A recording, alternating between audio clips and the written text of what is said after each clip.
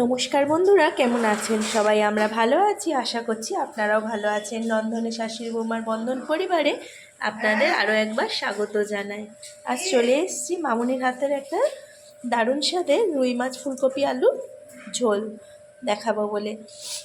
শীতের দিনে এই ঝোলটা তো দারুণ লাগে, আর মামুনি এইভাবে বানালে খুব টেস্ট হয়, সবাই খুব পছন্দ করে। আপনারা একবার দেখে নিন।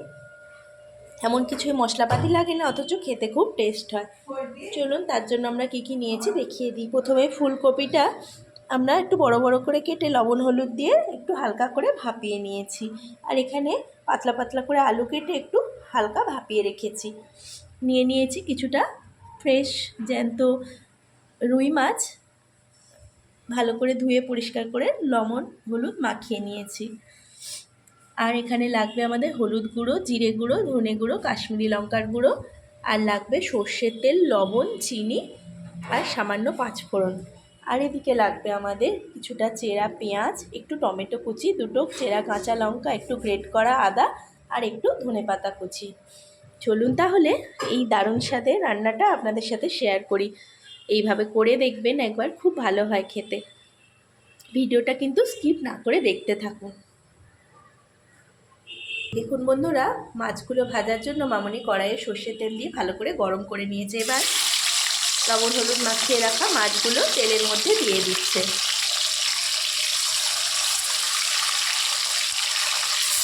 আপনারা কারা কারা ফুলকপি আলু মাছের ঝোল পছন্দ করেন আমাদের জানাবেন কমেন্ট করে।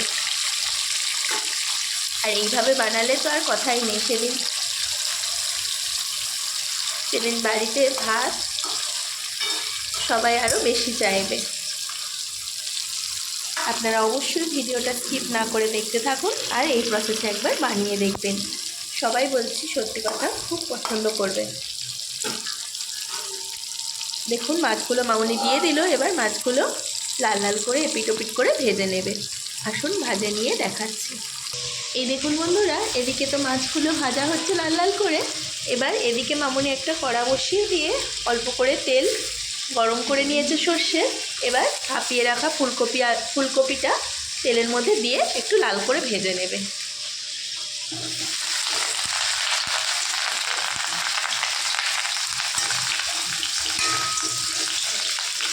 এই দেখুন মামনি ফুলকপিগুলো দিয়ে দিল তেলের মধ্যে। এবার উপর থেকে একটু কাশ্মীরি লঙ্কা দিয়ে দেবে।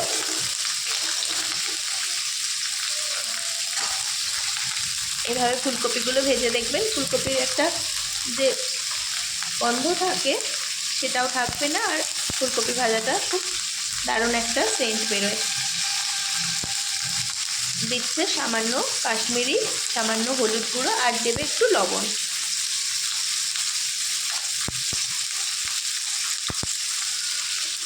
আপনারা কারা কারা এইভাবে বানান জানাবেন। যদি না বানিয়ে থাকেন কিন্তু অবশ্যই এইভাবে একবার বানিয়ে দেখবেন।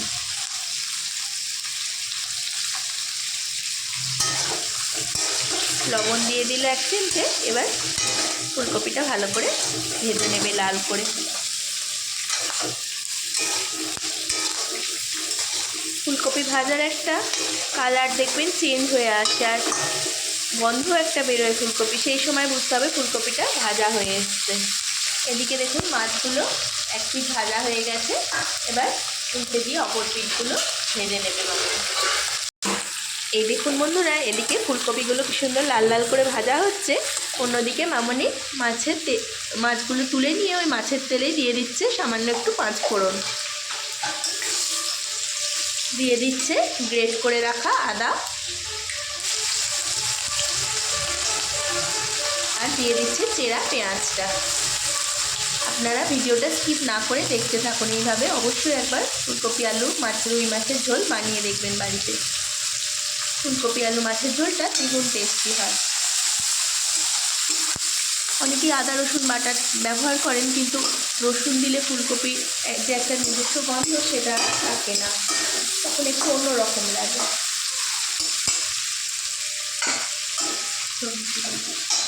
এবার মামনি দিয়ে দিচ্ছে টমেটো কুচিটা।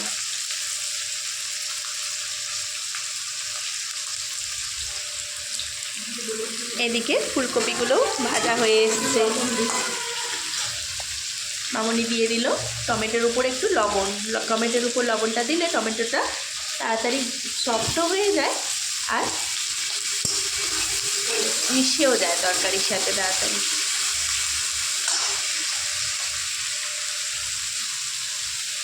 এবার দিয়ে দিচ্ছে চেরা কাঁচা লঙ্কা দুটো। আমাদের যেহেতু গুঁড়ো লঙ্কাটা ব্যবহার হয় না তরকারিতে, ওই জন্য একটু কাঁচা লঙ্কাটা দেওয়া হয়। আপনারা যারা গুঁড়ো লঙ্কা ইউজ করেন তাদের এখন কাঁচা লঙ্কাটা না দিলেও চলবে, ঝোলের শেষের দিকে দিতে পারেন শুধু কাঁচা লঙ্কার ফ্লেভারটা আসার জন্য। এবার মামনি পেঁয়াজটা নরম থাকা অবস্থাতেই দিয়ে দিচ্ছে হলুদ গুঁড়ো, অল্প করে দিয়ে দিচ্ছে 1/2 চামচ মতো জিরের গুঁড়ো, আর দিয়ে দিচ্ছে একটু সামান্য ধনে গুঁড়ো, আর দেবে কাশ্মীরি লঙ্কার গুঁড়ো। ব্যাস, আর কিছু লাগবে না, গুঁড়ো মশলা সব দেওয়া হয়ে গেল।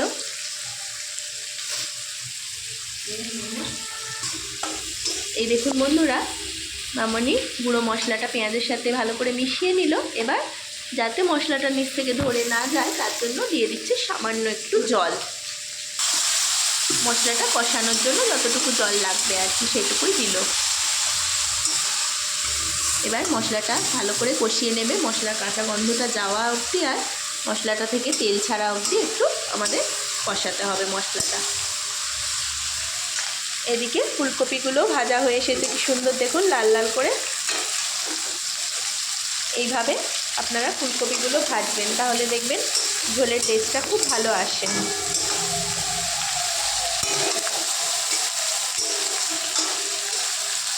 এদিকে মামনি মশলাটা কষিয়ে নিচ্ছে ভালো করে। দেখুন বন্ধুরা, মশলাটা অনেকটাই কষিয়ে নিয়েছে। এবার মামনি পরিমাণ মতো লবণ দিয়ে দিল, আর দিয়ে দেবে সামান্য একটু চিনি, 1/2 চামচ মতো।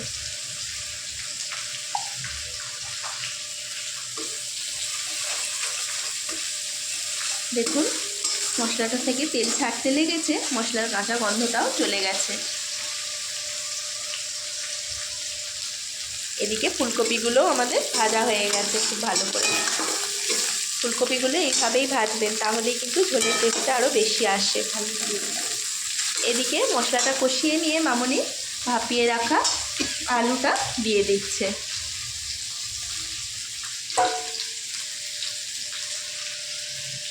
ফুলকপির ঝোল তো সবাই করেন শীতকালে, তাও এইভাবে একবার বানিয়ে দেখতে পারেন আমরা যেভাবে করছি। সত্যি টেস্ট হয় খুব, তাই জন্যই বলছি। এই দেখুন আলুটা দিয়ে ভালো করে মামনি মশলার সাথে কষিয়ে নিল। এবার ভেজে নেওয়া ফুলকপিগুলো দিয়ে দেবে। এই দেখুন বন্ধুরা, মামনি ভেজে নেওয়া ফুলকপিগুলো আমাদের ঝোলের মধ্যে অ্যাড করে নিচ্ছে। এবার আলুর সাথে ফুলকপিটা ভালো করে কষিয়ে নেবে। এখনই ফুলকপি ঝোলটা থেকে খুব সুন্দর গন্ধ বেরোতে লেগেছে, এরপর তো মাছ দিলে আর কথাই নেই। এবার মিনিট 2 কষিয়ে নেবে। এই দেখুন ফুলকপি আলুটা কি সুন্দর করে কষিয়ে নিয়েছে মামনি। এবার এর মধ্যে পরিমাণ মতো জল অ্যাড করবে।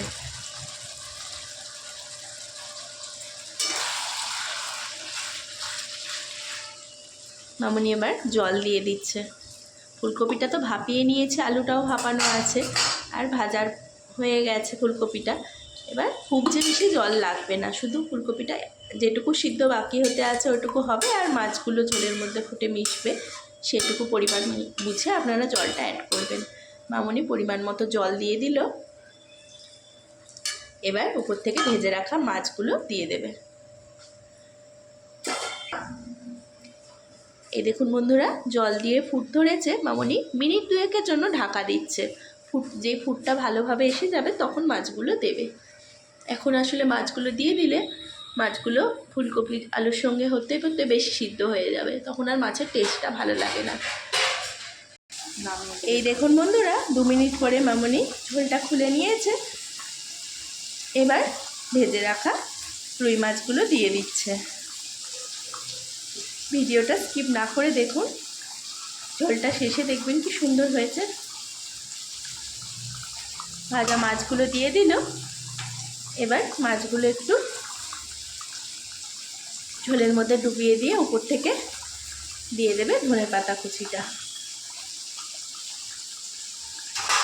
ভিডিওটা স্কিপ না করে বন্ধুরা প্রথম থেকে এই প্রসেসে একবার বানিয়ে দেখবেন। এবার মামনি উপর থেকে ধনেপাতা কুচিটা ছড়িয়ে দিচ্ছে।